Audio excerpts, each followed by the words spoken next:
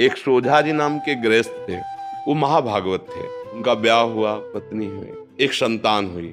जब संतान हुई तो उनको पत्नी को प्रसव पीड़ा में बहुत कष्ट होता है।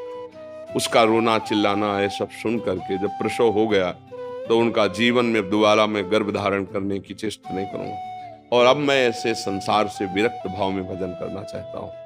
अब नहीं। पत्नी से प्रार्थना की कि तुम्हारा पाणी ग्रहण किया है, इसलिए तुमसे हम अनुमति मांगते हैं या हमारे साथ चलो।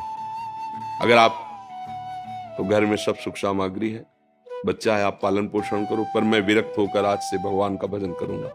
यदि आप कहती हो कि पाणी ग्रहण किया तो हमारे हाथ में हाथ मिलाओ, चलो जैसे मैं रहूंगा वैसे रहना होगा, पर साथ में कुछ नहीं, कोई नहीं, और भजन करना होगा।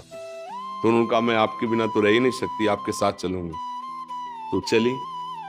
जब गांव के बाहर निकली, जंगल में पहुंची तो देखा थोड़ा धीमी चाल है, तो उनका जल्दी से आओ ना, तो देखा गोद में बच्चा है।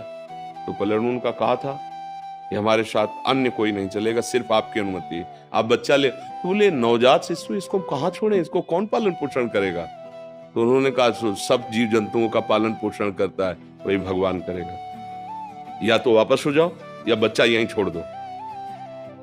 वो कैसे छोड़, उनका भगवान का भरोसा, छोड़ यहीं बच्चा या वापस जा। वो महाभागवत थे, पर पत्नी अपने पति को भगवान मानती थी। छोड़ दिया बच्चा। 12 वर्ष तक भजन साधन, एकांत तीर्थों में भ्रमण। जब उन्होंने अपनी पत्नी की तरफ देखा तो उसको एकांत में बार बार क्या हुआ होगा मेरे बच्चे का। तो उनका चलो आज तुम्हारे अंदर जो बार बार एक प्रश्न रहता है उसका उत्तर दिला देते हैं।